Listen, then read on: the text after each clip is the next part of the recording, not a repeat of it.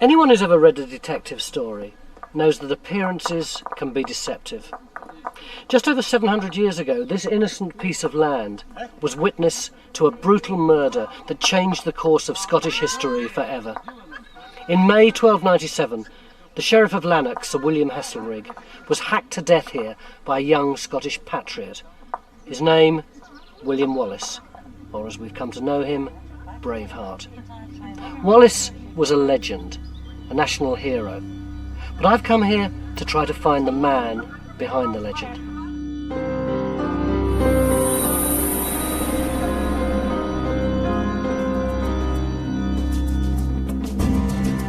If you've ever watched the movie Braveheart, forget it. It's a great piece of entertainment, but not an accurate guide. I've come to central Scotland to find the truth about Wallace. Underneath schools and factories and housing estates lies a trail of blood. But whether it leads to a hero or a villain depends on where you come from. Wallace was the first Scottish champion in the vicious wars of independence from England. He's a Scottish icon to this day, but he was certainly no saint. Wallace was a freedom fighter par excellence and was there for his country when his country needed him. He is accused of getting choirs of naked Englishmen and women to sing for him. This was particularly dreadful. He was an underdog, a second son of an unimportant knight, and yet he had something in him which people responded to. He must have been an extraordinary man. We should never have heard of William Wallace. And we might not have done, except for an accident of history. When Wallace was born, there was no war with England. Scotland was prosperous. Life was good. Then, disaster struck. The night of the 19th of March 1286 was stormy. The Scottish King Alexander III had been carousing at a function in Edinburgh Castle. Late at night, and probably the worse for wear, he ignored his courtiers' advice and insisted on returning home to Kinghorn on the other side of the Firth of Forth. He just married a beautiful French princess half his age. In driving rain and pitch darkness, he set off along the coastal path for his marriage bed. But whether it was a midlife crisis or a noble desire to perform his kingly duties, it was the death of him. Somewhere along the way, his men lost him and his horse stumbled and fell. Later on, he was found here, with his neck broken. 600 years later, the Victorians put up this monument to mark the event. It says, without a hint of irony, that it was erected on the sexcentenary of his death. Seldom has libido proved so costly. When Alexander's only heir also died, Scotland was thrown into crisis. Powerful rival factions took to arms, and the country slid towards civil war. Without a leader, there was going to be chaos. A king is going to have to be chosen. Now, in theory, God chooses kings, but in this case, there's going to have to be some sort of earthly intervention. It couldn't happen within Scotland because that would imply the Scottish nobility are superior to the king. It's got to be a great international figure. And Edward I, Scotland's nearest neighbour, great reputation in Europe, he's the man to do it. They'd asked the wrong man. Edward I was a ruthless expansionist. He'd already annexed Wales and Ireland. The crisis gave him the chance to bring Scotland into his empire. Under the pretext of preventing civil war, Edward took control of Scotland. At Norham Castle, he made the Scottish nobles acknowledge him as their feudal overlord, the medieval equivalent of mafia dons acknowledging a supreme boss. It meant that when John Balliol was named king, he was Edward's puppet.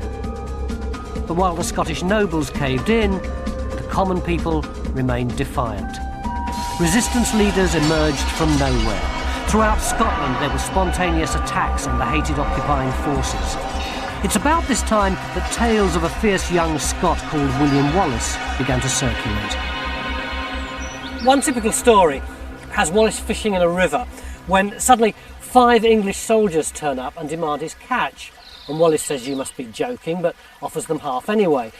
And one of the English soldiers is so furious that a mere jock should give him cheek that he draws his sword and lunges at Wallace. Wallace immediately parries with his fishing pole, snatches the man's sword and lops his head off. Then he kills 2 of the other soldiers before the others escape. Who was this Wallace, everyone was asking? We still don't know what he looked like. These pictures are from much more recent times. The only clues we have to his appearance are the accounts which tell of an arrow scar on his neck and a general agreement that he was enormous, perhaps 6'6" or more. He was also much younger than this, about 26.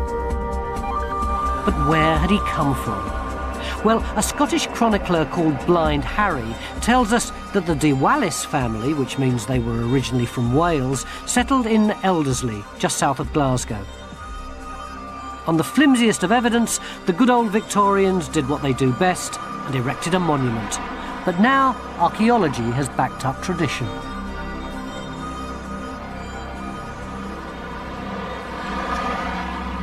So what would have been on this site when Wallace was alive? Well, this is the site where Wallace first saw the light of day, and there would have been a fortification here.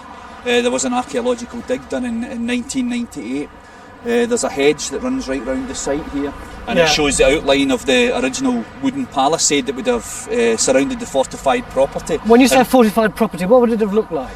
There would have been a hall house of some sort, either made of timber or stone, surrounded by a wooden palisade. And this path that we're actually walking on at this moment actually is on the site of the ditch. As I say, there was a dig done here in 98, which I saw, and the ditch still actually exists. It's carved out of solid stone, and it's right under this path in which we're walking right now. So what does that mean about Bruce's family, about Wallace's family?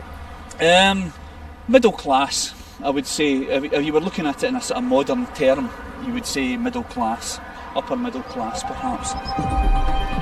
So in 1270 it would have looked something like this. On the raised ground was the northeastern corner of a fortified hamlet run by the Wallace family. They were minor nobles descended from the Norman aristocracy, and although they would have thought of themselves as Scottish, they would probably still have spoken French within the family. But here's the weird thing. The only record of Wallace's youth tells us that he was taught by monks and was going to be a priest. It's possible, because the church was a traditional option for minor nobility without land to inherit. But the only physical evidence we have suggests Wallace was embarked on a less pious career.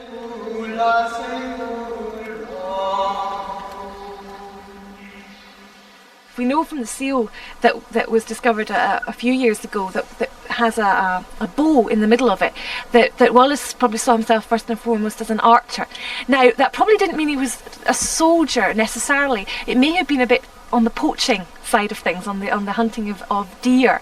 But yeah, he would have had to make his own way. He wouldn't have any lands given to him, and I don't think there's any evidence. In fact, it's pretty clear he didn't have any lands himself, so he's got to make his own way.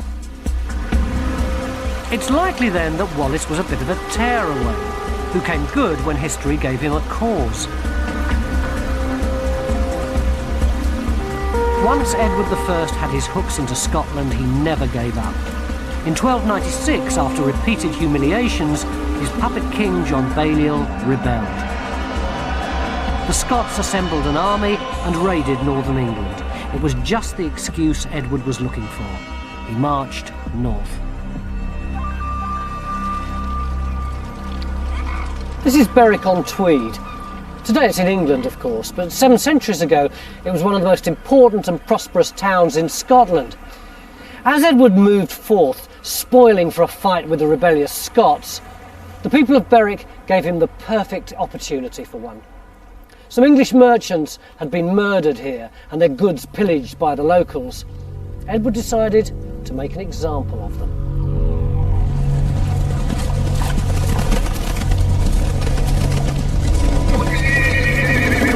The massacre that followed shocked even the partisan English chroniclers of the time. Edward unleashed thousands of trained killers on an unsuspecting band of lightly armed civilians.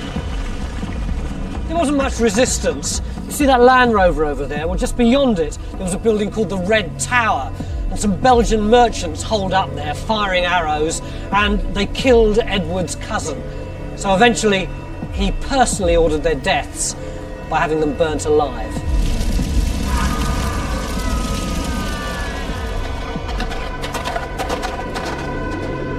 But it wasn't just Edward who wanted blood. Soon the cry rang out from the whole army, "Havoc, havoc," which means plunder, plunder. And it's where we get our word havoc from. There would have been mayhem. The men would have been automatically killed, the women raped first. The chronicles say the slaughter lasted 3 days and only stopped when Edward saw one of his men hacking a woman to death as she was actually in the process of giving birth.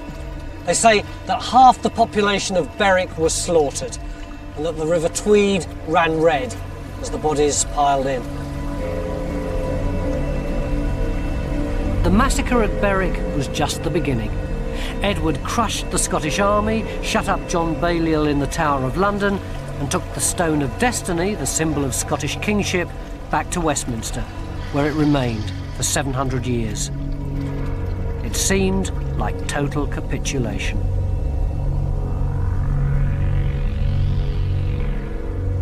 The story goes that when Edward was leaving Scotland, he turned to the Earl he was about to put in charge and said to him, "Bon besoin fait, qui de merde se délivre." In other words, the guy who gets rid of shit is doing a really good job. Edward thought that he'd got rid of the problem of Scotland. He thought that by conquering the nobles, he was conquering the people. But he was wrong, as William Wallace was about to make very clear. Edward I thought he'd taught the Scots a lesson. But the slaughter at Berwick had exactly the opposite effect. All over the country, spontaneous opposition broke out. Then, in 1297, William Wallace burst onto the scene. But according to the chronicles, it wasn't the public atrocities at Berwick that brought him into the limelight, but a private grudge here at Lanark.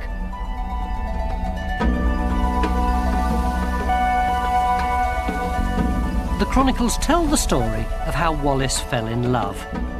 He saw a maiden at Mass here in St Kentigern's church and was instantly smitten. She was Marion Braveheart from nearby Lamington.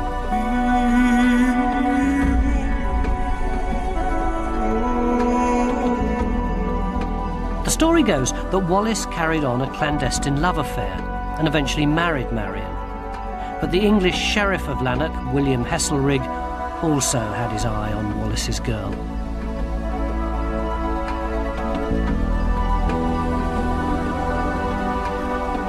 When Wallace got into a skirmish with Heselrig's men, before they could arrest him, Marion helped him escape into the hills. In revenge and full of lustful hate, Heselrig had Marion killed. Hearing of the slaughter, Wallace returned under cover of darkness to wreak his revenge. There's hardly anything left of Lanark Castle today. Lanark Thistle Bowling Club occupies the site of Heselrig's stronghold.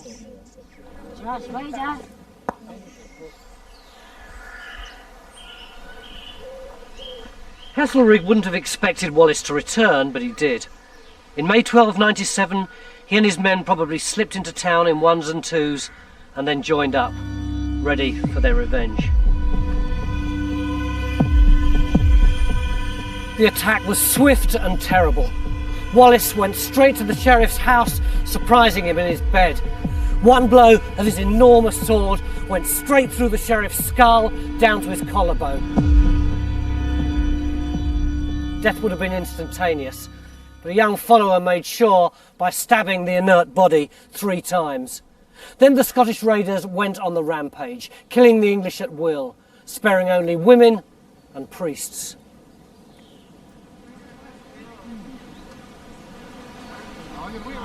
The killing of Heselrig is the first documented reference we have of Wallace, but the love story may well be fiction. After all, Wallace was an outlaw and the sheriff was the local judge. Maybe Wallace simply killed him to avoid prosecution for some other crime. it could be that he was already beyond the law, that he was a kind of an outlaw. If he'd been poaching, he may even been beyond Scots law, and maybe he was someone on the wrong side of the tracks who sort of made good because war broke out.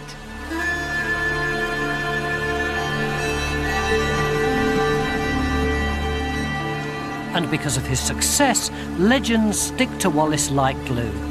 He's an archer and he kills the local sheriff.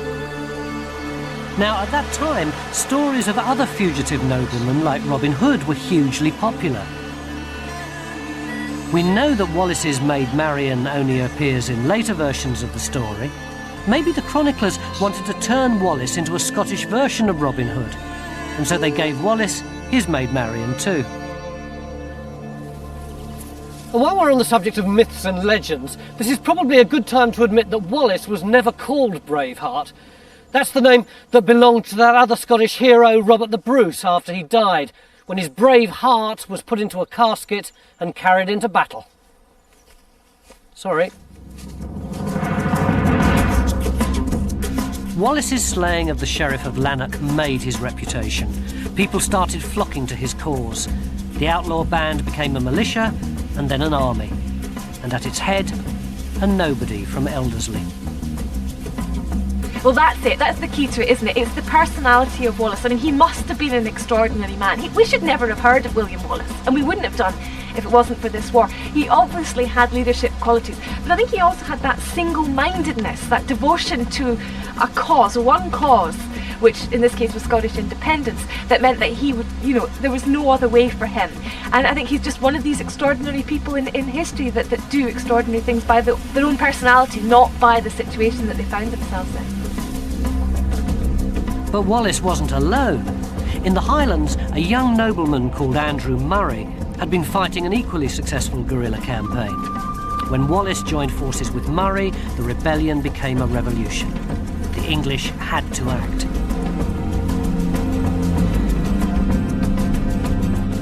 Edward I, who was away fighting in France, ordered a formidable army north to sort out the rebels. Barring their way to the Highlands was the mighty River Forth. Wallace and Murray decided to take the English on at the crossing point. Its name was to echo in history. Stirling Bridge.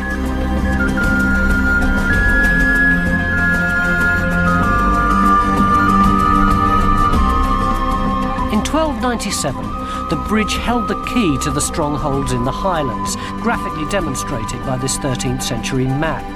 If the English were going to take Scotland, they had no choice but to cross.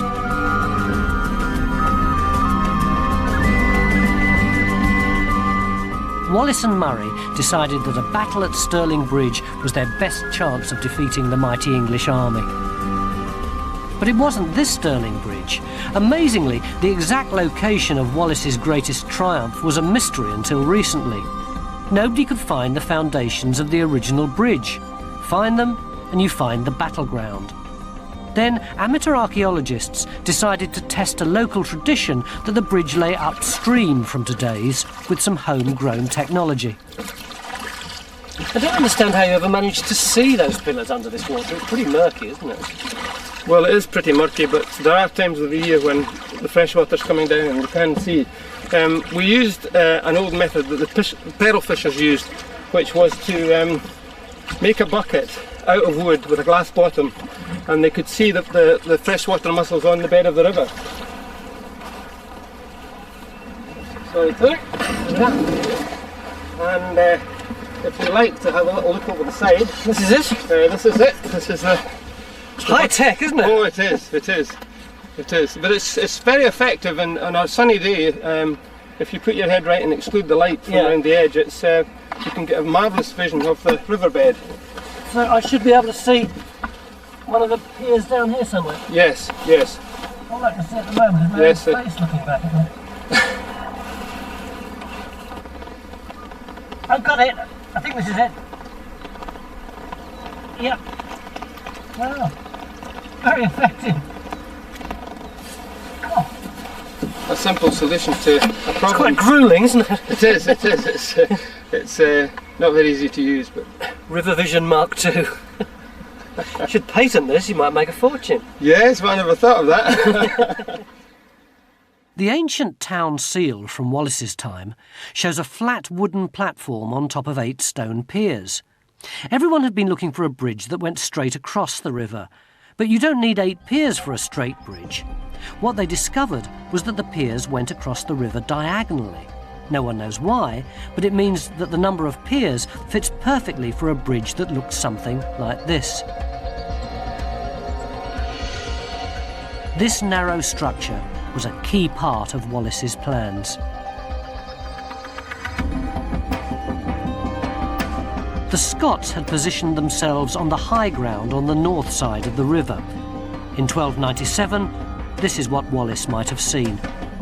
He and his lightly armed foot soldiers would have had a clear picture of the task that faced them. Looking south to the river, they could see the English as they prepared for battle in the shadow of Stirling Castle.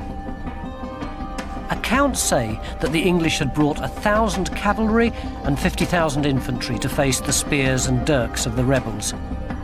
They outnumbered the Scots by as much as 10 to 1. Wallace's men knew it was make or break. The English army at that time was regarded as the mightiest fighting machine in Christendom.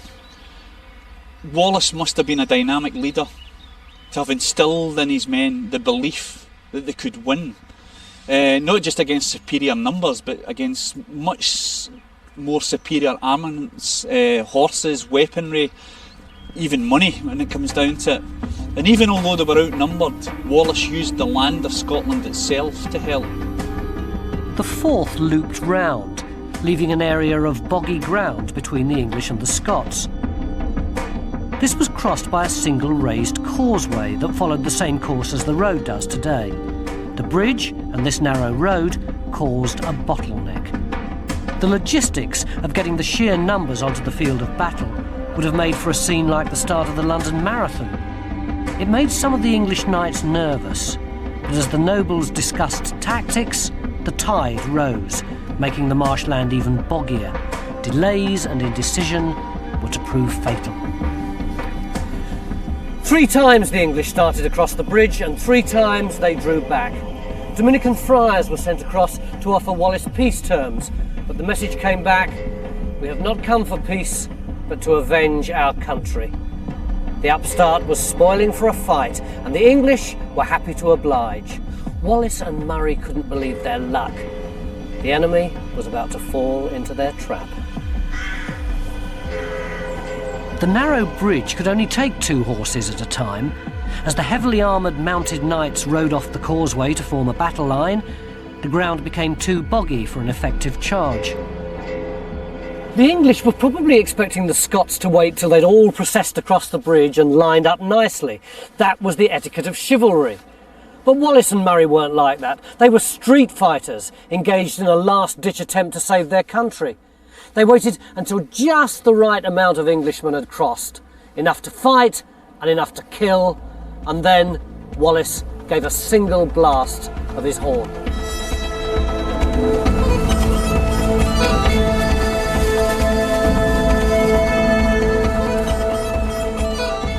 The Scots rushed out from their stronghold on the high ground beyond where that white bungalow is. They attacked on both flanks and they cut off the English retreat back to the bridge. With no room to form up and completely unable to manoeuvre, the English were stuck. The Scots slashed at the hamstrings of their horses and stabbed at their underbellies, and as the horses fell, the English were dead meat. It was carnage.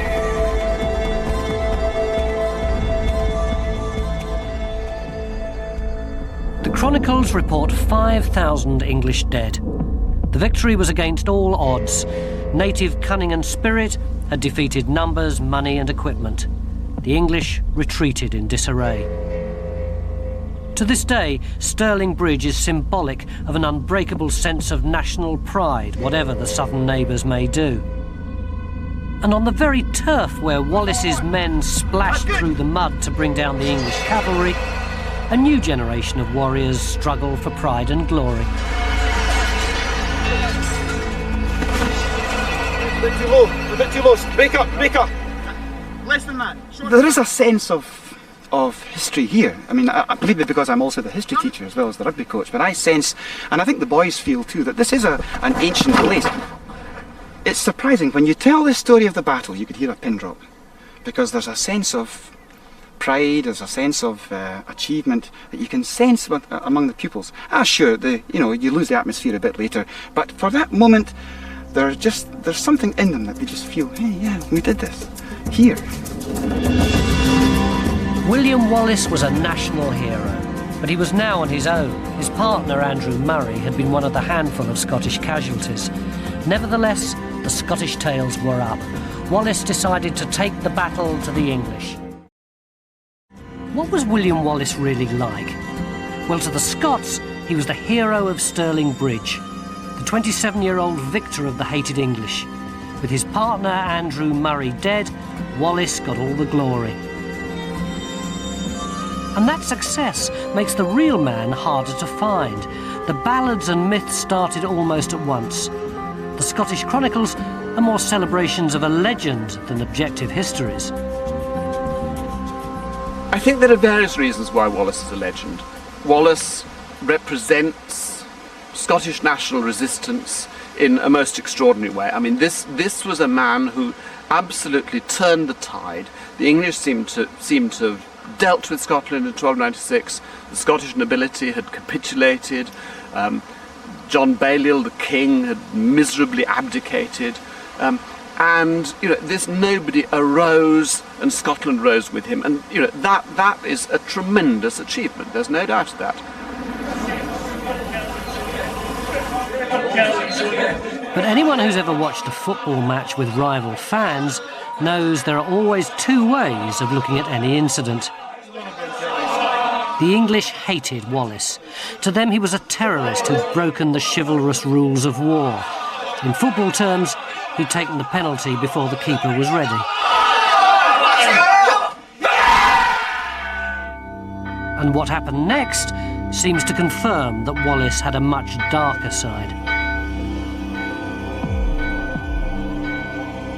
Buoyed with his success at Stirling, Wallace swept into northern England.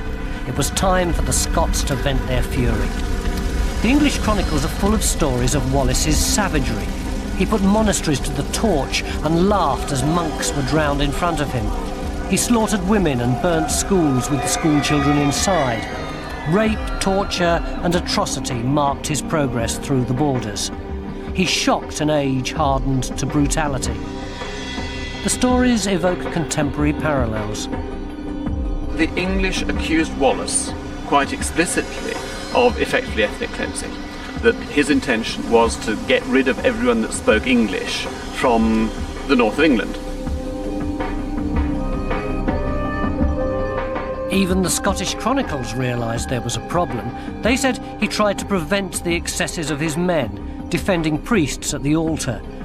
On the other hand, they made no bones about his hatred of all the English. So was Wallace a national hero or a war criminal? The National Wallace Monument is the great Victorian expression of his legendary status. It dominates the landscape of Wallace's great triumph at Stirling. Braveheart fans and Scots from all over the world, including the South Florida branch of the Stuart clan, come to pay homage. But even here there's a grim recognition that there was little room for compromise in medieval warfare. And the said Provenance executioners would then put this through the back or the front of the head. And that is your cranial spike.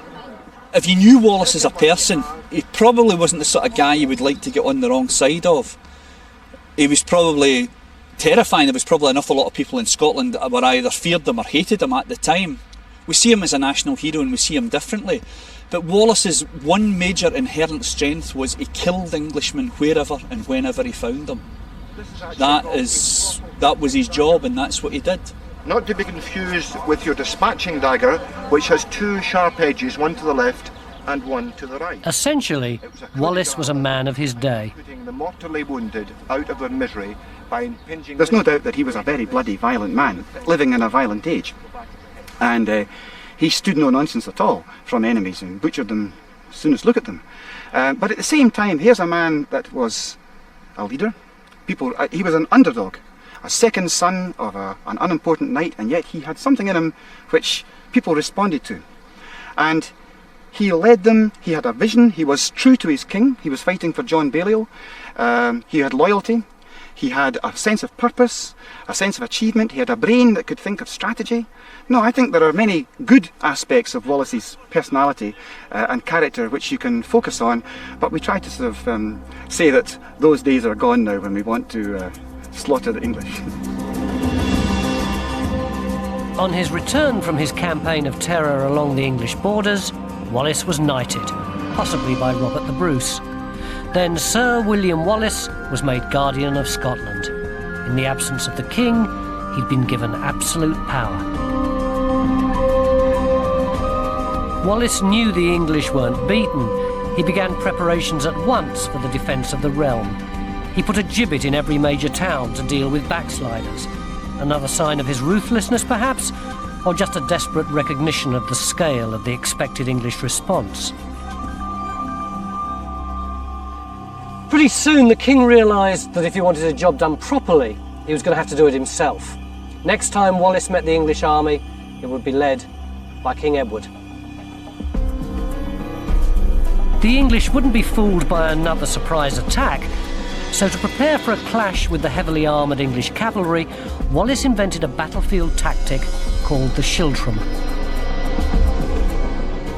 The outnumbered ranks of infantry would form an enormous circle of spears, so that the charging knights would be met by a deadly giant hedgehog. As a massive English army advanced from the south, Wallace retreated, burning fields and crops as he went. His plan was to use a scorched earth policy to break the English lines of supply. It nearly worked. As the English army lumbered on, getting hungrier, there was no sign of the enemy. Then, at Edinburgh, a scout reported that Wallace was just 20 miles away in Falkirk, ready to pounce if the English retreated. Edward ordered a forced march. At dawn, on the 23rd of July 1298, the English luck changed.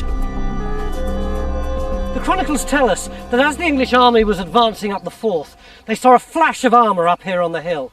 It was Wallace spying on his enemy. But by the time an advance guard had raced up here, he was gone. Instead, down there, in front of the town of Falkirk, they could see the entire Scottish army preparing at last for battle. No one knows why Wallace chose to stand and fight. The English were almost out of food and ready to retreat. Perhaps he thought he might be overtaken and preferred to choose the battleground. Or perhaps Stirling had made him overconfident. Either way, the Battle of Falkirk was to be crucial. And yet, incredibly, no one's sure where it took place. The scraps of information we have from the chronicles just refer to a hilly area overlooking boggy ground and a watercourse. It could have been the town centre site where the park is today, the rise just beyond the supermarket, the farmland under Callender Woods, or here, the Mumrill site near the main Edinburgh-Falkirk road. Whatever the location, we know the story of the day. Wallace had his men arranged up on the high ground with 4 large circles of spearmen, and in between them he had his short bowmen, and behind his cavalrymen ready to charge. "I've brought you to the ring," he said to his men. "Now dance as best you can."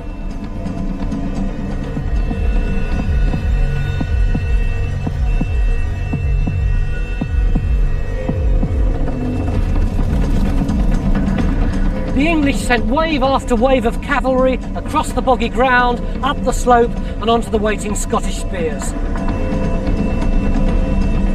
But then 2 things happened that changed the course of the day and the future of Wallace's reputation.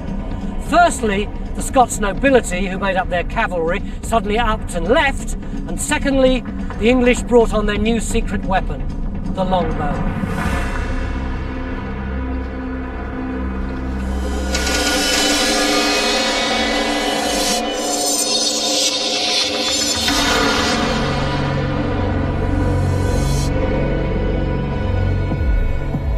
The longbow's range was deadly. Some thought it went against the rules of war, as horrific in its time as napalm, as effective as a machine gun. Wallace escaped with his life. 10,000 of his men didn't. To be fair to Wallace, he had planned his strategy around what the English normally do, which is a major cavalry charge, and that's why you've got the schiltrons, this hedgehog of spears. And he had trained his men well on this, and they'd been practicing for quite a while. But what he couldn't have foreseen really was that Edward would deploy the archers in the way that he did. And this is the beginning of the rise of the English archer to such a preeminent position in the 100 Years' War against France in the next century. They're going to win battles, and poor old Wallace was on the receiving end of that. He had planned it, it's just that technology took over. For people who know the movie, it may come as a shock to know that Falkirk wasn't the end for Wallace. He was to carry his fight on for 7 more years, before his horrific betrayal and death.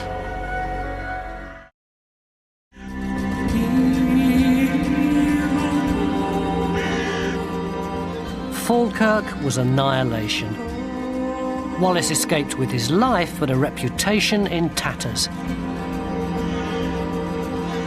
His loyal foot soldiers had been slaughtered by English bowmen, and if Blind Harry's to be believed, his cavalry had simply deserted him. Sir John Graham was one of the few nobles who stayed at Wallace's side. His remains lie in Falkirk graveyard, one of only 3 marked graves from 10,000 dead. Wallace didn't just fight the English, he also fought the threat from his own nobility, possibly because of his low-born status, or low-born compared to the great earls of Scotland, who were jealous of Wallace's sudden high standing in the community. What are you going to do? Are you going to stay there and die, or are you going to go away and live to fight again? I mean, it's all very easy for us 700 years over to say, oh, it was a dreadful thing. I don't think the Scottish cavalry could have won that battle. No, they couldn't have done it. So I think they very wisely said, let's go regroup, try and think again. So you don't think the cavalry betrayed? No, I don't. I think they very sensibly saw the way things were going. I mean, there's nothing they could have done. What are they going to do? Ride down that hill into the cavalry and be completely massacred? We've got to remember Wallace himself survived the Battle of Falkirk, unlike a lot of the men in his schiltrons. Demoted from his role as Guardian of Scotland and with his troops decimated, it seems Wallace returned to the land he knew best, hiding out in the forests of Selkirk while he regrouped. Edward I had battered the Scots into military submission. When Wallace re-emerges, it isn't as a soldier, but as a diplomat. While he was Guardian, Wallace had been used to playing on the international stage. While so much else has been lost, incredibly, we have one of Wallace's own letters. He was writing to the merchants of Lubeck in Germany, basically saying that Scotland was open for business. Now, in the wake of military disaster, it seems Wallace took the political initiative against the hated Edward. Another letter, which has since been lost, shows that Wallace made journeys to the King of France and to the Pope to try and win political support. It was the equivalent of an appeal to the United Nations of the time.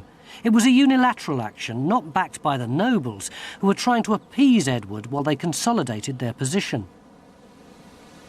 So do you think that in his later years, Wallace would have been a bit of a political loose cannon, like Edward Heath or Arthur Scargill? I think loose cannon is exactly the way to describe Wallace. Although he does, when he comes back from the continent in 1303, he does join with the rest of the Scottish nobility. He's one of the leaders of the Scottish army, and that's quite interesting. He's one of many. But when the Scots decide, when John Comyn of Badenoch is the sole guardian at that period, that Scotland has had enough, that perhaps they should submit to Edward, whether they thought this was only a temporary measure or not, Wallace would not submit. He's not the only one, but he's the main one. And I think most of the Scottish nobility and the Scottish people, it's not just the nobility, a lot of the Scottish people had had enough as well. They would have thought, oh, shut up. But Wallace wouldn't shut up. He fought on in the way he knew best, as an outlaw. While everyone else, including Robert the Bruce, went with the flow, Wallace kept one step ahead of the law. he went straight to the top of Edward's most wanted list.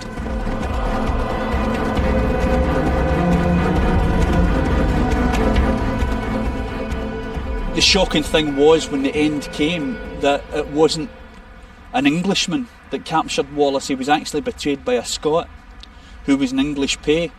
But an awful lot of the problems in Scotland down the century were succinctly summed up by Robert Burns, who said, "We are bought and sold for English gold." In 1305, Wallace was finally betrayed to the English. By this time, most of Scotland's nobles were back under Edward's rule again, and one of his tests of their loyalty was whether or not they were prepared to try to capture Wallace.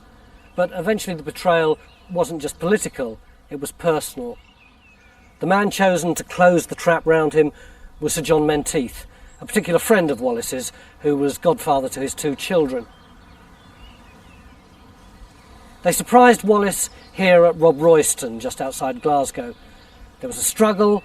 Eventually Wallace was subdued and dragged south of the border to avoid any possibility of rescue.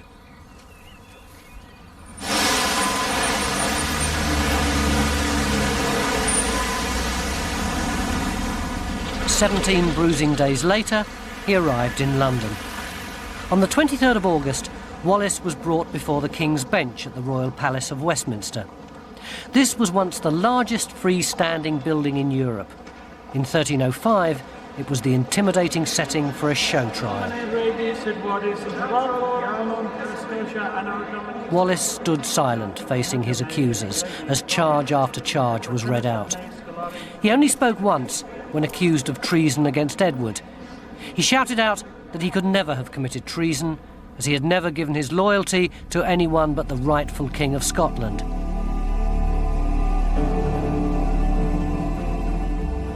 But in the end, the odds were stacked against Wallace. The trial was more about humiliation than justice.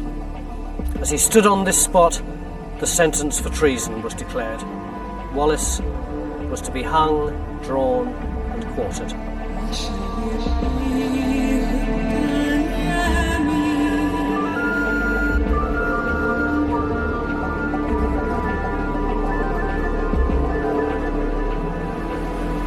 Stripped naked, and with his feet tied to the tails of 2 horses, he was dragged through the city of London. His head banged against the cobbles, the London crowd pelted him with filth. Miraculously, when he arrived here, he was still conscious. In those days, this was known as Smoothfield. It was just outside the city walls. Today, we know it as Smithfield, the site of the famous London meat market. And here, just round the back of St Bart's Hospital, they butchered William Wallace. Now, in Wallace's case, of course, in his hanging, he'd be dangling there, suffocating, going purple in the face, eyes starting out of his head, bloodshot, struggling, arms and legs jactitating. He'd probably be incontinent of urine and feces, stool. Now, this required great skill on the part of the executioner, because he's got to cut him down while he's still conscious. Drawn, he'd slash open your belly with a knife, pull out your guts, pick up his knife and crudely hack it away. Toss the guts onto the fire. If he was still the slightest bit alive, he might smell his own intestines burning. And then hack the body open, the quartering, probably using an axe. Take out the heart, cut it out, show it to the crowds. Now the heart would still be beating. Wallace by now would be brain dead. Crowds wouldn't know this. They'd see the heart beating, because the heart will go on after brain death, will go on beating for several minutes, perhaps even up to half an hour. Well-known phenomenon. Wallace's head was displayed on London Bridge. The 4 parts of his dismembered body were sent to Berwick, Edinburgh, Aberdeen and Stirling, the scene of his greatest triumph, to warn the Scots. And that should have been that. At 35, Wallace had died a failure. His reputation as a military genius had been smashed after just 9 months. Then for the next 7 years, he'd been powerless to stop Scotland falling under Edward's rule. But like many heroes who die young, his death sealed his immortality. It's Wallace's legacy that's his lasting achievement. Wallace's execution inspired Robert the Bruce to take on his mantle. 9 years later, Bruce invoked Wallace's spirit before the decisive Battle of Bannockburn, which established the independence that Wallace had so long fought for. Almost 5 centuries later, Robert Burns, who was brought up in the same forests where Wallace used to hide out, was inspired by Bruce's tribute. He wrote Scots Wha Hae. It's become Wallace's anthem, a symbol of what he represents. From Bruce's often led, welcome to your gory bed, or the victory. When the foundation stone of the Wallace Monument at Stirling was laid, 70 or 80,000 people turned out in the day to see it. So he meant something to people, even back in the days when Scotland was seen as North Britain. And any time that Scotland's future has been called into question, Wallace's shadow is there. A lesser man might have simply given up, but Wallace went on trying, admittedly not very successfully, but he remained absolutely consistent to that Scottish cause. And I think therefore it's hardly surprising that this man has become a symbol of Scottish nationalism in an utterly justifiable way. He is crucial to the Scottish psyche and to how the Scots have felt about themselves, and he is the symbol of unadulterated Scotland. It's a very macho symbol, I have to say. I sometimes wonder what we women really feel about Wallace, but he's very important as being somebody that we can look up to with no trace of having had any truck with England. But as a man of the people, Wallace came to represent personal freedom as well as Scottish independence. This is the Wallace Stone at Falkirk, where Wallace is said to have spied on the English. Miners in Scotland used to be bondsmen. 200 years ago, the local miners, released from their serfdom, started a tradition which lasts to this day, of marching here in the name of Wallace to affirm their status as free men.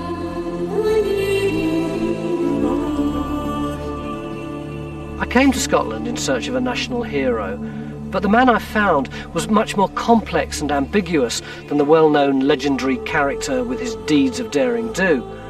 Of course, Wallace was a man of his time. He was a brutal man in a brutal age. But his absolute insistence that no man or group should be able to dominate any other against their wishes makes him, for me, not just a Scottish hero, but a universal one.